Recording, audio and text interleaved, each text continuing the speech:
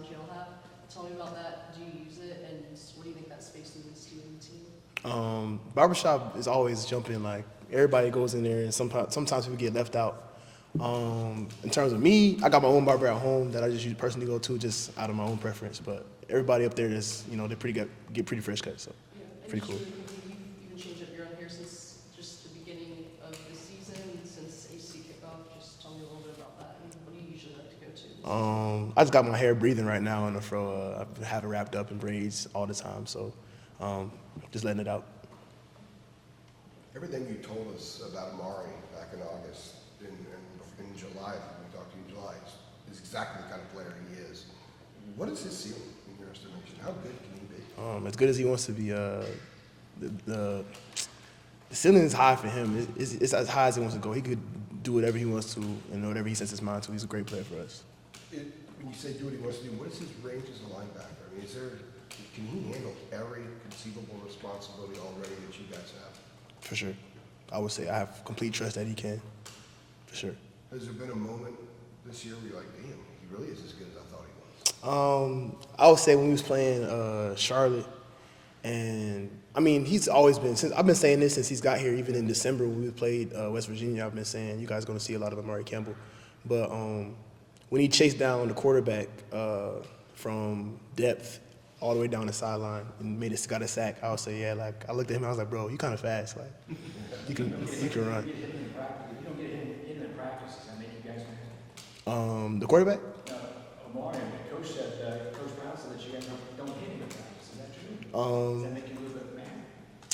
I mean, no, that's our top running back. He's the best running back in the nation. We're gonna keep him healthy at all times. He's got to take a lot of hits in the game, so we don't look at it like that. Or with Cayman being out, how I think it was Jeff Collins yesterday was saying he stays pretty engaged in practice, things like that. What have you observed from him as far as like how? I know during the spring it was similar because he had to sit up there, but how engaged has he been so far? He's still our guy. He's still our engine, man. He's still our leader on the defense, and when he's out there, like it's an energy boost. And even before the game, Central, he kicked it off. He always sets the tone and sets the speech for how we're gonna go out there, how we're gonna represent ourselves that day. So. And then to go off of that, how do you feel that Tyler Thompson and Javon Harvey in these last few games have kind of filled in at that position? And I know you guys, do different things to kind of count for it, but how do you feel that those two kind of slotted in? Tyler Thompson and Javon have stepped in well. Like they've done exceptional, and with Cayman being absent, and they've gotten some great tape on film. So proud of those guys, and just want to keep doing what they're doing. Howard, what are some of the things that Cayman says maybe pregame that really resonate with you or get you going, or just seem to be right to hype you up? Like what does he say that gets you going? He just always puts it in perspective. Like we have a mission at hand, and we got to go complete the mission. And if we don't complete the mission, then we can't go home. So we all want to go home, so we're gonna complete the mission. Obviously, Cayman and you are both two of the top leaders just for the defense as a whole. How has the dynamic shifted, if at all, just with him not being able to go out there on the field? I would say the only thing that's ever changed is he's just not out there on the field with pads with us. But other than that, he's involved in everything.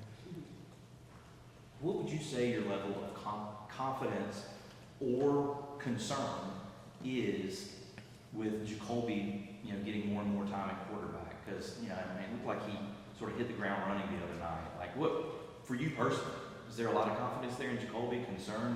Where would you rate it?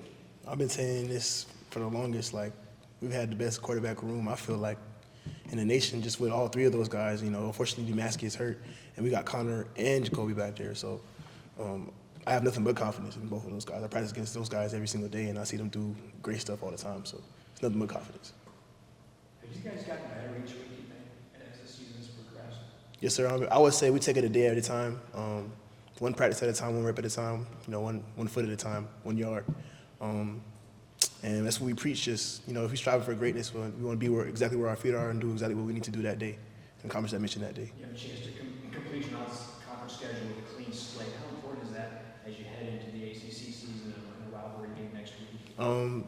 The most important thing right now is going to 1-0 this week, and got a good opponent in JMU, and respect them in our preparation, and make sure that we come out on top of that in that game. You You guys had some struggles in goal line D last year, but through 3 games this year, you guys have been very effective in goal line D. What has been the difference? I would just say understanding and communication between the guys. Like, goal line D is just everybody being on the same page and at one time and everybody knowing their exact job and communicating that between each other. So once you communicate that, you know what's going to come and know everybody has in the play. When you look up front, you got Kevin and Josh and Travis, you got almost 1,000 pounds right there. How important has it been that they've done their job and sort of begins with them handling their responsibility?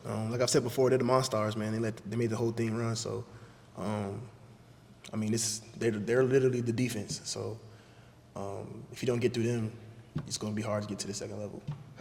It's kind of a trade term, but have you seen the light go on for Travis? He's a different player now. I think I've talked about this last time we talked, like a long time ago in the summer. I said he was in there with me early in the summer, just showing up early, just working on his body, doing what he has to do to just get on the field. So yeah, you did say that. Yeah. So he's just like a different level as far as maturity. You know, he's going about everything about being a player at this level. yes, sir. How would you say you guys have gone about at Minnesota in the opener, in the second half, you shut those guys down? I think it was only 15 yards rushing they had or something like that. The other night against Central, they had the one long drive to open the game, and then you sort of shut the door on them. In terms of making adjustments during the game, in the game, on the fly, why do you think you guys have been successful in that? Like, what do you think is working for you all in that respect? We got a great guy in Jeff Collins calling the plays, and we've got great players around us to understand, like, hey, like, if we all do our job, can't nobody do anything against us. Only thing that's hurting us is ourselves. So if we just stop hurting ourselves and get the enemy out of the room, we can go ahead and do our jobs and go from there. And for Saturday, just with, defending against the rush and Headway, obviously you guys are familiar with him. What are some of the key things that you guys have identified that you're honing in on with practice specific to the rush? I would just say gap control. Make sure you stay in your gaps because George Pettigrew got great vision in between the tackles, and if he sees somebody out his gap, he can slip through and make a big play. So gap control and just holding your gaps and doing your assignment. How do you feel he's kind of performed so far, George? I'm talking about. How do you feel he's performed so far? Being obviously with JMU, you obviously know what he can do, but just what do you make of the season that he's having? He's having a good season so far. So, like I said, JMU is a great team. They got a great running back, quarterback over there. Good things going. They've been, traditionally just a winning program. So, it's going to be a challenge for sure. What are the things when you look at them on film? They've obviously had the bye week last week, but JMU, what are like some of the high points that you notice when you're sort of taking your notes and trying to get prepared for what they do? They got great athletes, especially in space. A lot of the guys they get the ball to, they can make moves in space and create extra yards as a catch and after contacting the run. So they got a good team over there, so we're going to respect them. A lot of their production has come through explosive plays. That Charlotte, you guys gave a few. Limiting the explosive, obviously, would be a major point of emphasis this week going against a team like that, right? Yes, sir. What have you seen from them, why they've had success on some of those explosives? Everybody on the offensive end executing, and just great players making great plays at the end of the day. They got great players on that side, and they're going to use athleticism and their God-given abilities to make plays. So. The quarterback seems to be someone that can make some stuff happen too. Yes, sir. You played with Travis High School, right? I believe so. I think they both went to Grimsby. Grimsby? Yeah, that's right. And then just quickly wanted to get your perspective on Des Evans, about 3 games in, had a great game against Central.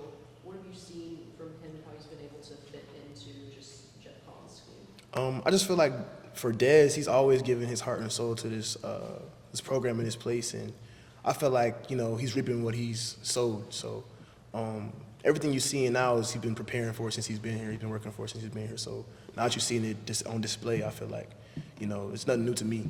So just proud of him. Did you have to? George wears 6 now instead of 23, obviously. Did you have to look for him at all when you turned the film on and were researching a little bit to figure out which one he was? It says Petaway on the back of his jersey, so you immediately know who it is. So, So if you meet him head on and drive into this earth a little bit, you have a little message for him, a little thing you want to say? and Hey George, nice to see you. I don't necessarily talk during the game, so it's just business. For real. Just all in fun. All righty. Thanks, Pete.